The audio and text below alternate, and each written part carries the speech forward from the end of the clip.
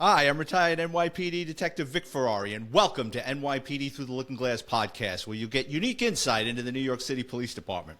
Before we get started, I encourage you to check out my Amazon author page, where you'll find my series of behind-the-scenes NYPD books. They're $10 paperback, $2.99 ebook download, including my new book, NYPD Law and Disorder.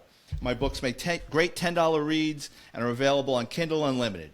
Today's guest is John Fariso. He's a 20-year retired member of the New York City Police Department, and like myself, he got into writing, and he's got a great book, and it's entitled All in a Day's Work, An Officer's Accounts, 20 Years NYPD. Today, he'd like to share his experiences on 9/11 at Ground Zero. I'd like to welcome a good friend of the show, John Fariso. John, how you doing tonight? Vic, I'm doing great tonight. Thank you for having me back. No problem. John, I'm guessing you, like every other member of the NYPD, was touched one way or another on 9/11. There was no way out of it.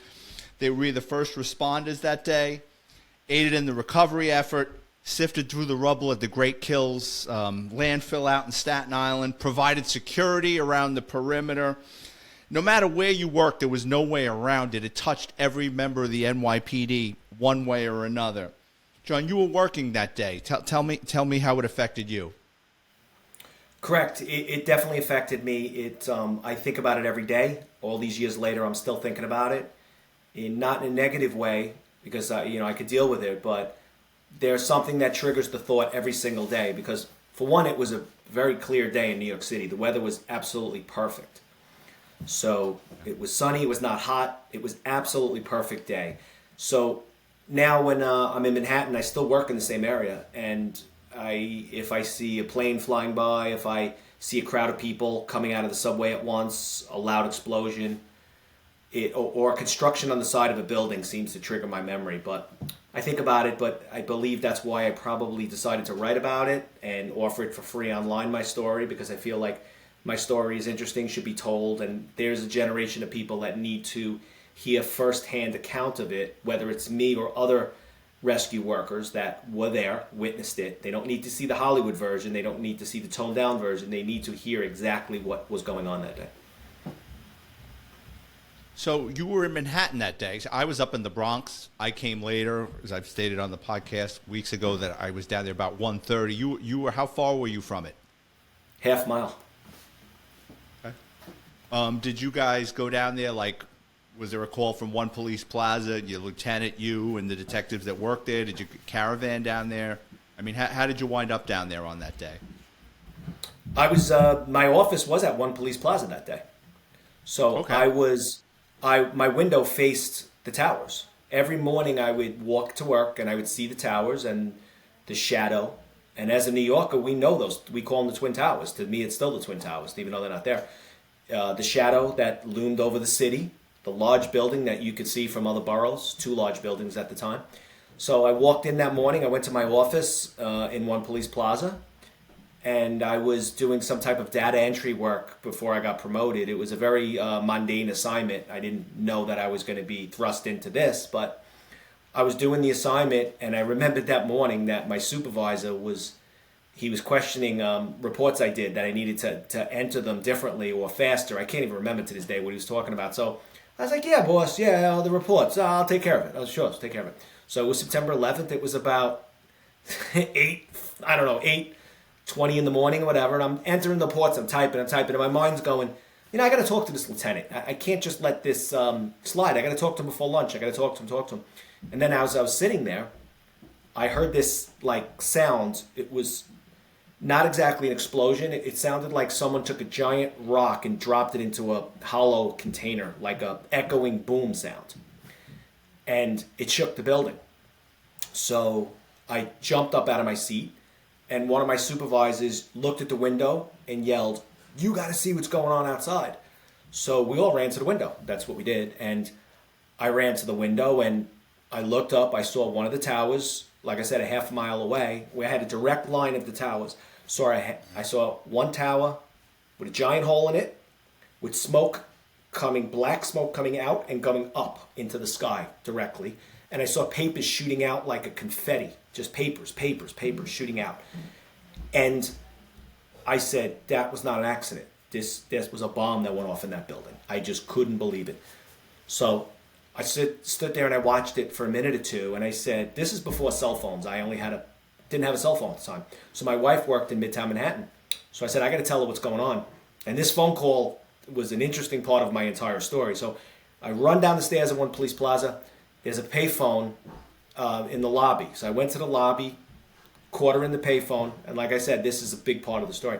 My wife picks up the phone. I called her at work, and I said, "They just put a bomb in the Twin Towers." She said, "What?" I said, "Yes, they put a bomb in the Twin Towers." She's like, "What are you going to do?" I said, "Well, I'm very close to the building. They're going to send us from here to the building."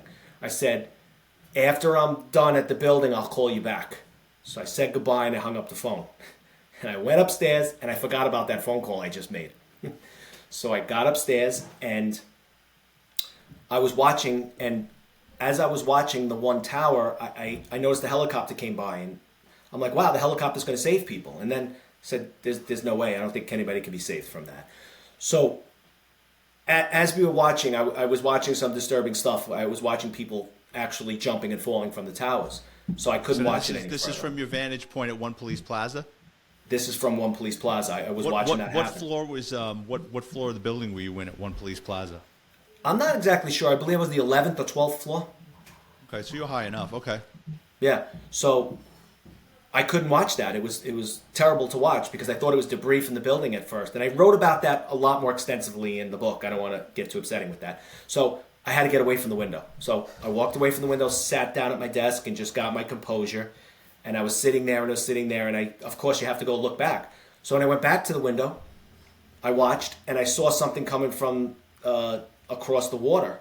And I looked closely. I couldn't see what it was because it was behind the building. I saw, when a plane has the streamers behind it with the jet fuel, I don't know if fuel or flame, not flame, smoke. I'm not an aviation expert, but I know what you're talking about.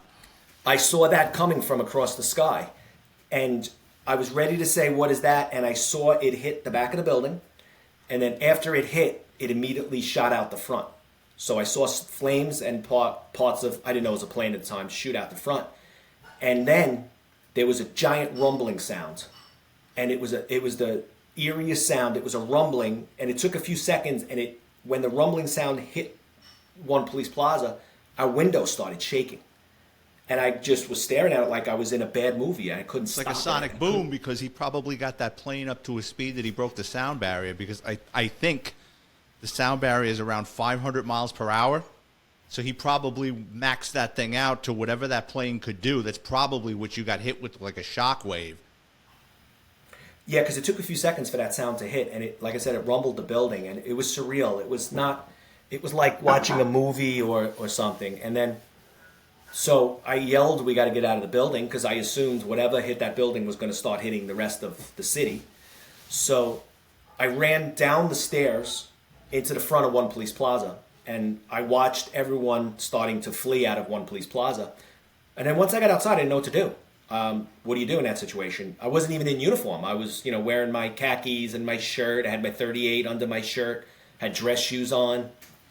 So I saw somebody I worked with, and he looked at me, he says, "What are we going to do?" So let's head a little uptown. So we didn't go that far. We only went a few blocks, and I went over by the federal courthouse, and I was standing there, and I heard another noise, and I thought another plane or whatever was coming, and I looked around, and the floor was rumbling. I didn't know what it was, so I dove underneath the wheel well of a car.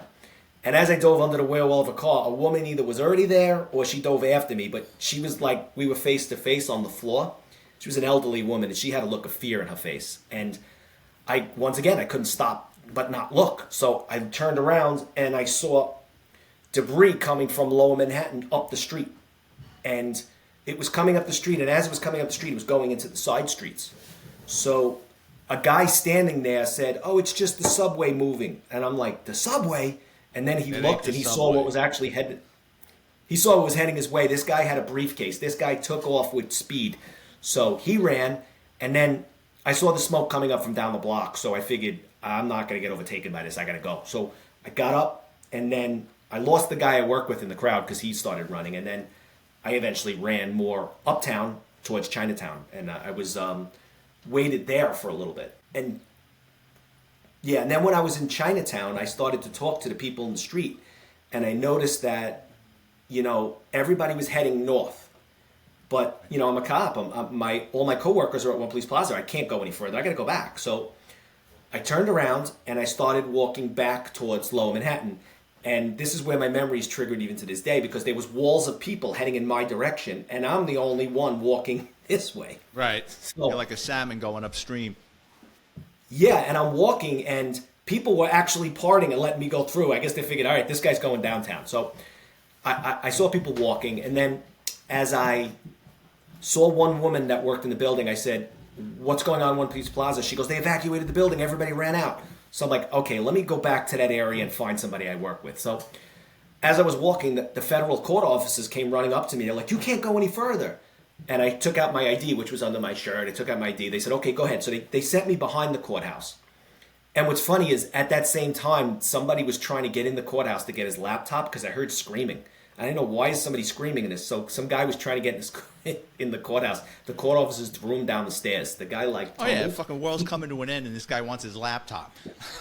Yeah, he wants his laptop, but I'm like, I bet you it was the an guy attorney. just got up. I'll bet money on it. He looked like it. So they threw him down the stairs. I was like, okay, whatever. So I went around the back of the building, and I got back to One Piece Plaza, and there was a rookie standing there. And he was in his khaki gray uniform, and this guy was a deer in headlights, man. One Police Plaza was abandoned. There was nobody around. So I was in the plaza in the middle. So Right. I'm like, officer. And he kept saying, sir, sir. I said, stop sirring me. And I walked close to him because he was yelling, sir, sir. And I'm like, no, no. So I walked up. I said, where is everybody? He goes, I don't know, but I have a mask. So he handed me a mask. And as he handed me the mask, I heard another strange sound. We both turned around, and I saw the second tower like this. It turned like this way and then went straight down into it. And as it went straight down, the smoke went up. Now, when I say smoke, it wasn't smoke like a campfire. This was a curtain of sheer darkness that went up into the air and shot in our direction, like fast. And this may sound strange, but it made a rumbling sound. The actual had a rumbling sound to it, like a wave coming.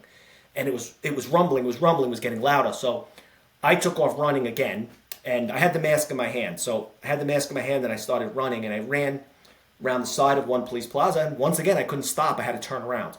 So I turned around, and I noticed as the debris was coming up the block, it was going into the side streets as it went. So it was coming up and going into the side streets. It was very, very odd to see. So somehow I ended up on a side street in Lower Manhattan, behind One Police Plaza, going towards the FDR Drive. And there was people all sitting on the floor, lines of them. And they were coughing and they were choking.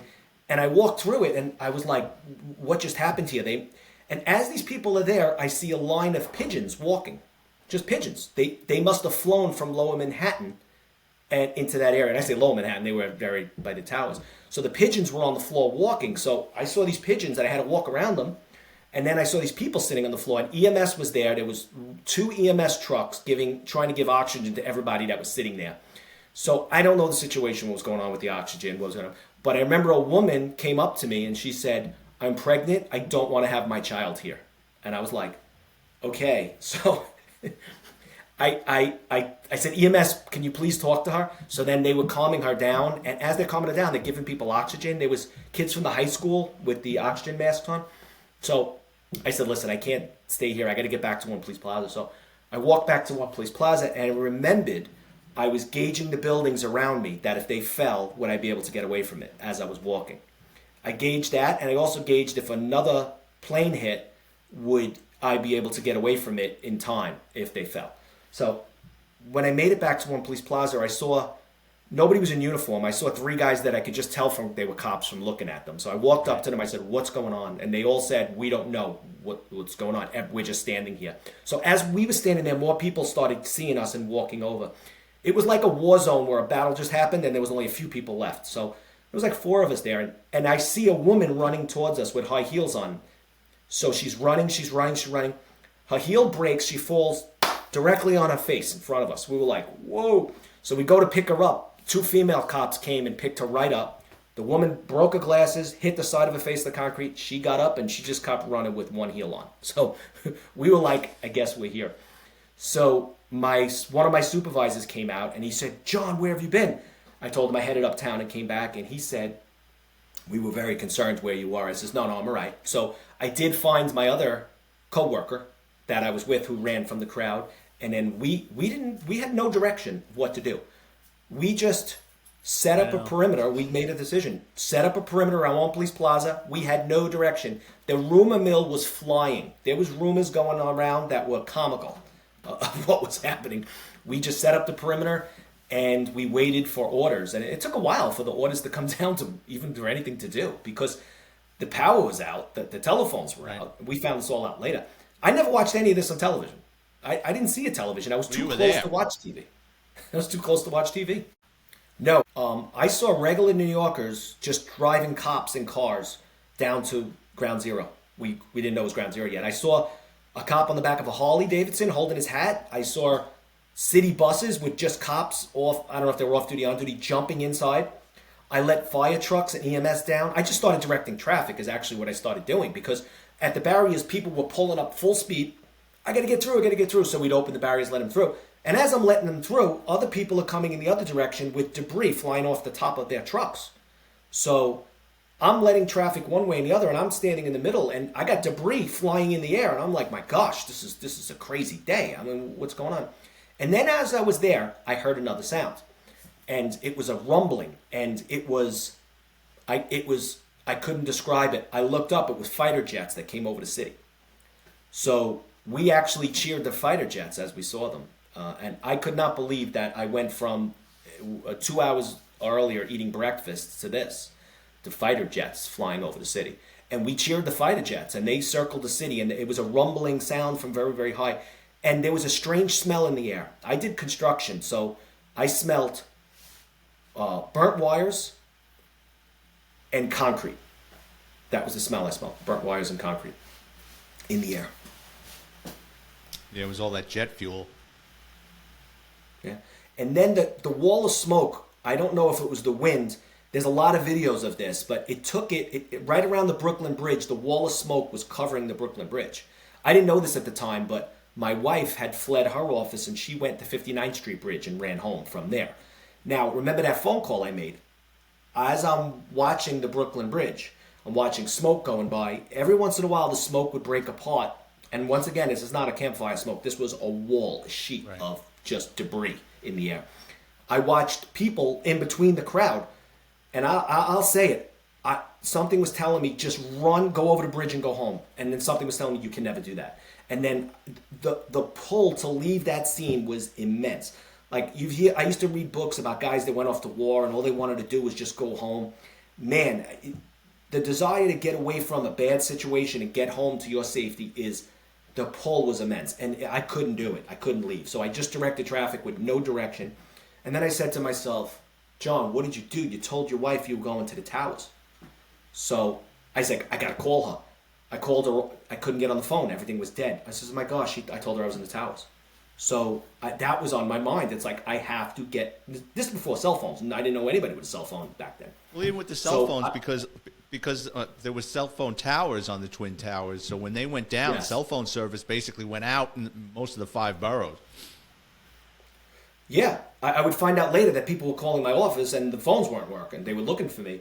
So while I'm dealing with all this madness, I'm saying I have to get to a payphone and call. So, but I also realized that I would assume my wife was heading home, so she would have to. But it would be a while before she got the message. You know, you were talking about the smoke. I remember because we came down the West Side Highway, and there really wasn't that much smoke. And then I've watched videos and things later. It looked like the way the wind was blowing, the East Side really got hit with the smoke. As far as New Jersey, I mean, you could see it from Jersey, but the smoke didn't really make its way over there in the first couple of hours. It kind of blew into the east side of Manhattan. I was right where the smoke seemed to go in the other direction. I kind of just missed it. Even if I stayed where I was, the wall of smoke, there was definitely smoke in my area. It just wasn't a wall like it was. And then I started hearing the fire trucks heading to the towers. I heard ambulances and fire trucks just heading in that direction. It was like a movie that you could not pause or stop.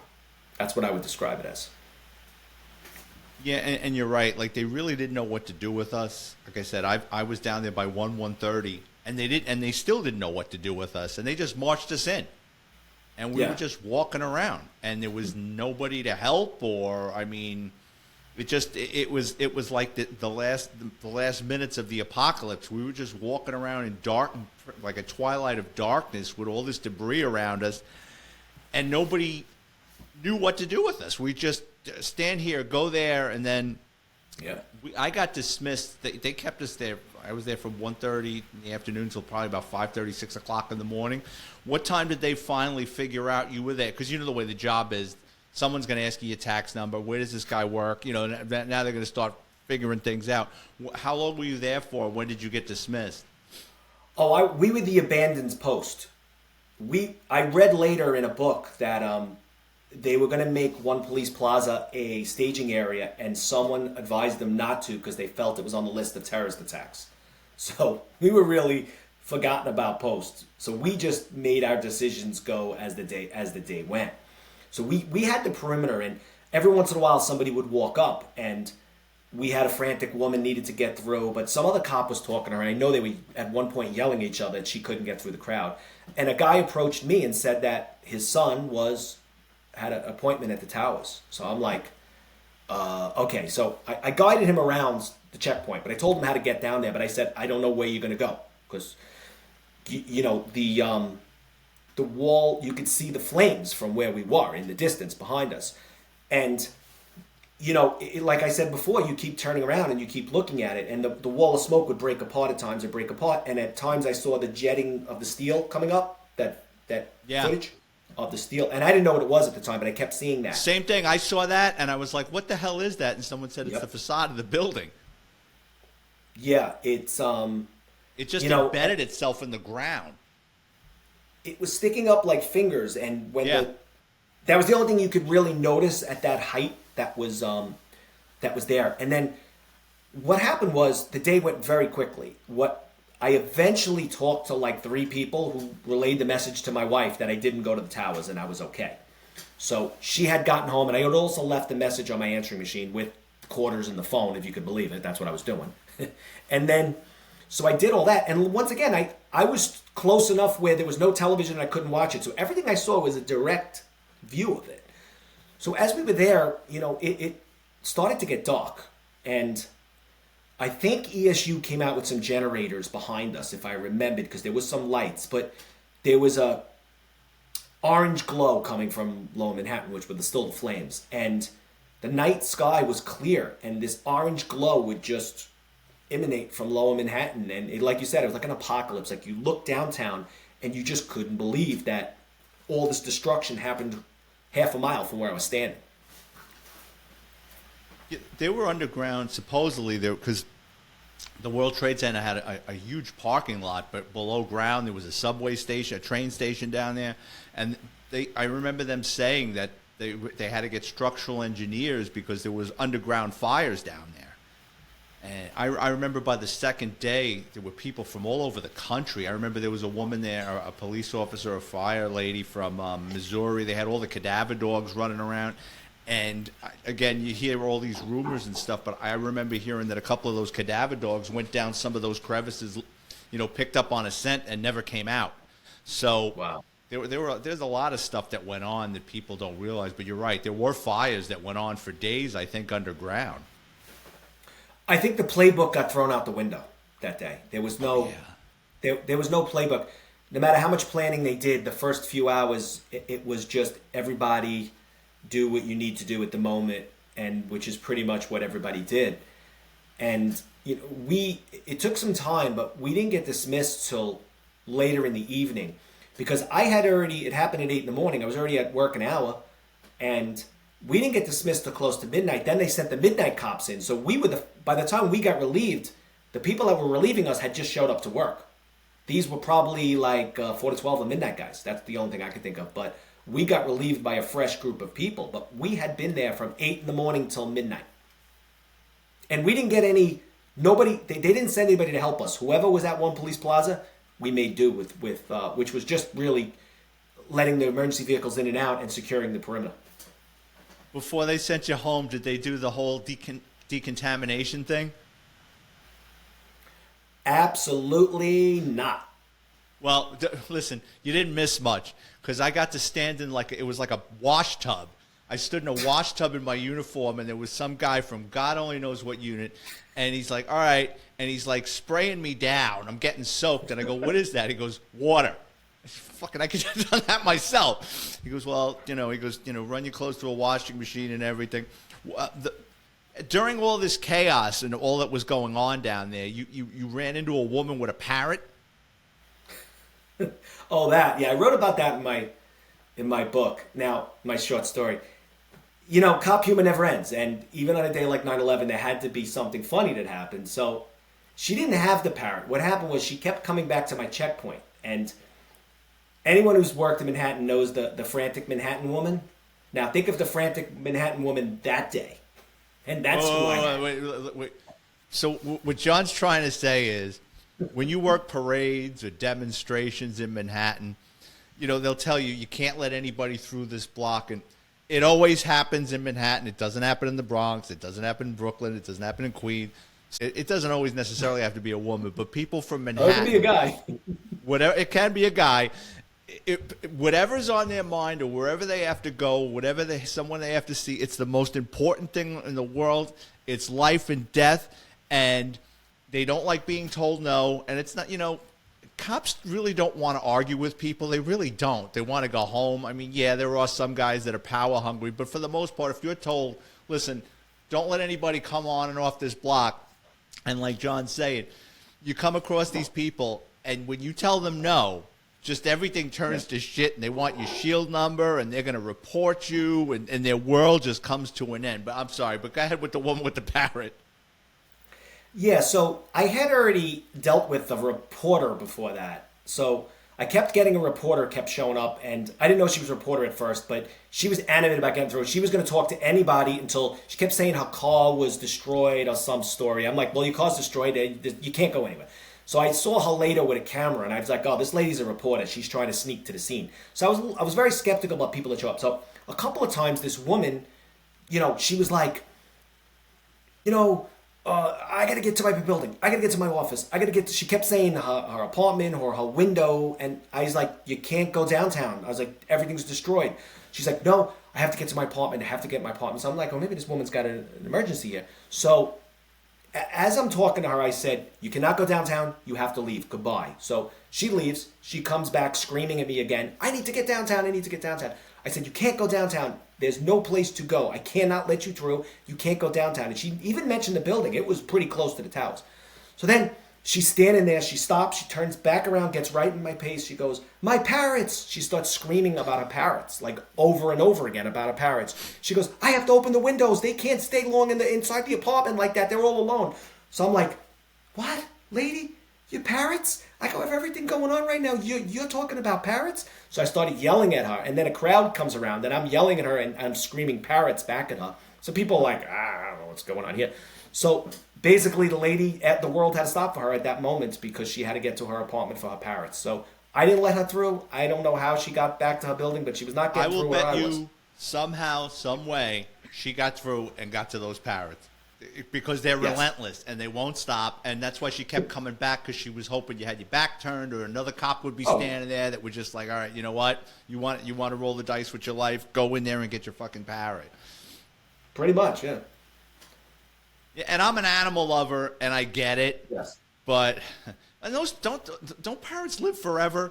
I mean, aren't those I guarantee one of those things? Parrots were fine. They were probably fine. When we were kids, that movie, I'll just tell a quick story. When I was a child, remember Beretta? Yes, with the parrot. Okay, so Beretta had that cockatiel, whatever it was.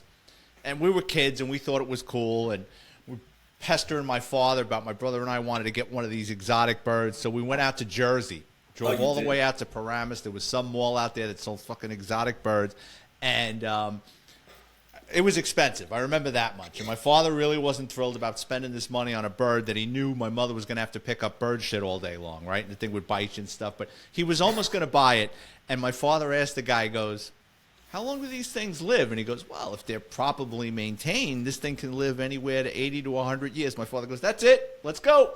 And we're like, what are you talking about? I was like 8 years old. He goes, if you think I'm going to buy this bird, it's going to watch me get old and drop dead. He goes, it ain't happening. He goes, pick a puppy. And that was it. We got a puppy instead of a cockatiel.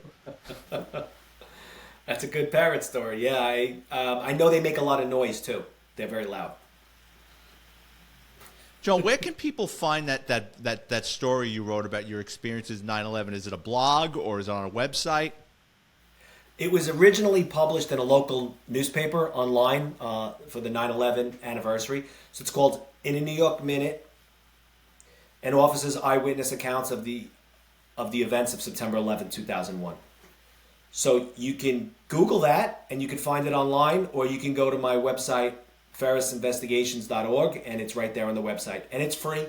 It's 17 pages. I tell my entire story from waking up in the morning till taking the train and finally making it home. I speak about when I finally talked to my wife and how difficult it was to get in touch with her and how difficult it was to actually stay put and not want to leave Manhattan that day.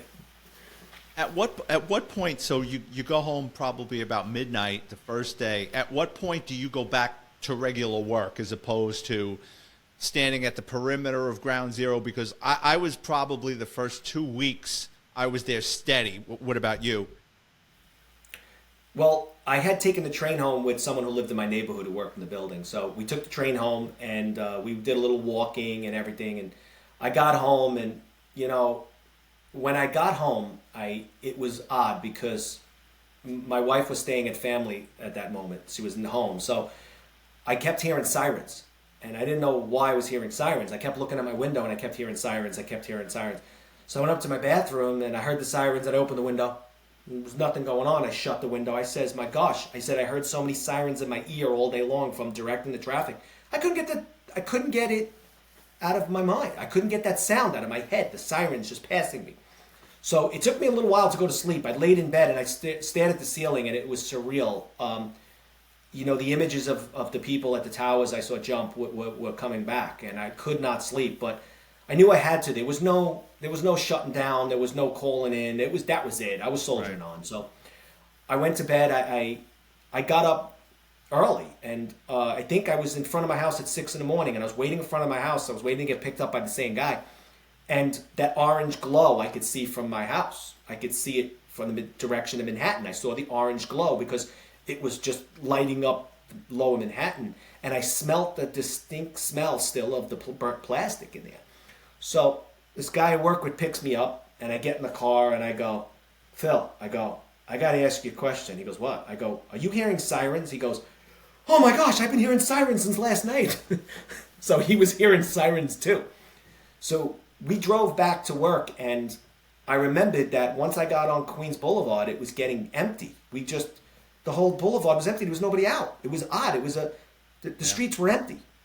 And this is only a couple hours later. This was maybe 7 a.m. So from when I left, and then I got to 59th Street Bridge, and I saw a lot of offices. And first they didn't want to let us in, and I knew one of the cops there, and I waved to him. I told him, I showed him my ID. I said, "It's me. You got to get through."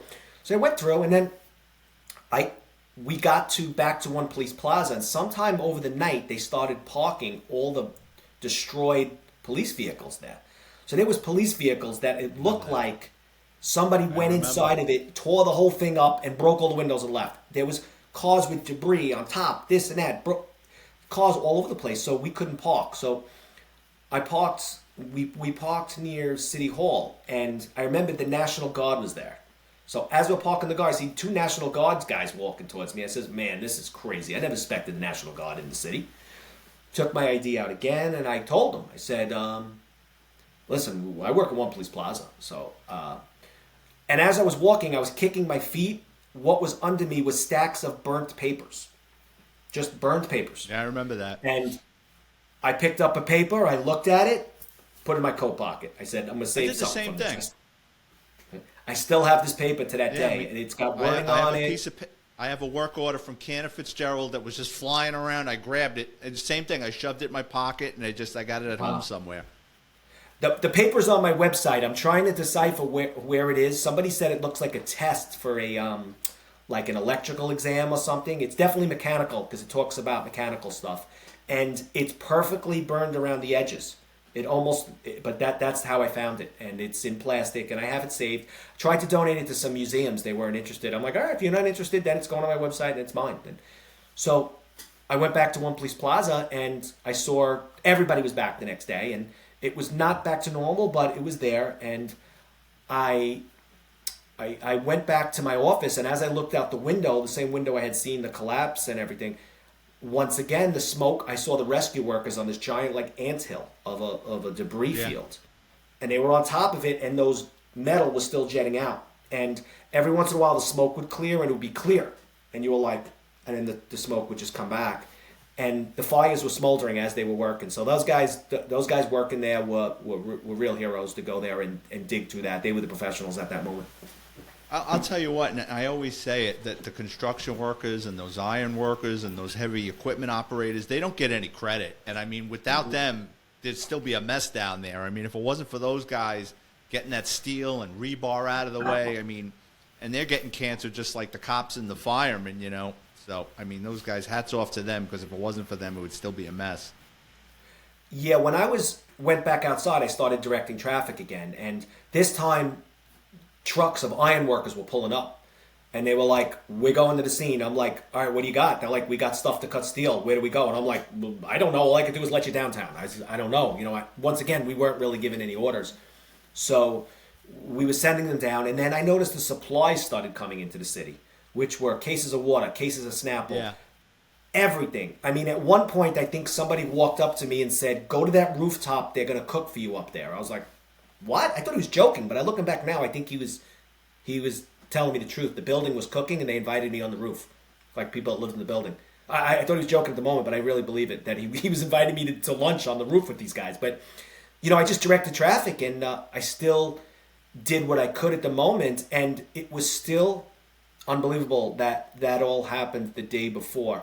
And then reality started setting in, because you realize that how many people had just died, you know, a half mile from where I was, and started to realize that there are people that took a city job just like me. They didn't get to go home that day. They didn't go home to their families. They didn't see that. They didn't get to call. They didn't get to do all that. And I started to realize, like, this was my generation's Pearl Harbor. This was serious. This was not something you're just going to forget. And I knew I was going to be writing about that soon after that. Yeah, I mean, you're right. It was our modern day Pearl Harbor. I mean, those of us that were down there and seen it, experienced it. And like I said, it touched every cop, every member of the NYPD, no matter where you worked. Somebody, at some point, you were down there or at the dump or providing security around the perimeter. So, John, some of the experiences from 9/11 are in your book. What's the name of your book, and where people can find it? Yeah, you can find it on Amazon. It's on Amazon Kindle. All in a day's work, and officers' accounts, 20 years NYPD. And where can people get a hold of you for public speaking engagements or to check out your private investigative firm? Yes, you can find anything related to my private eye firm at ferrisinvestigations.org.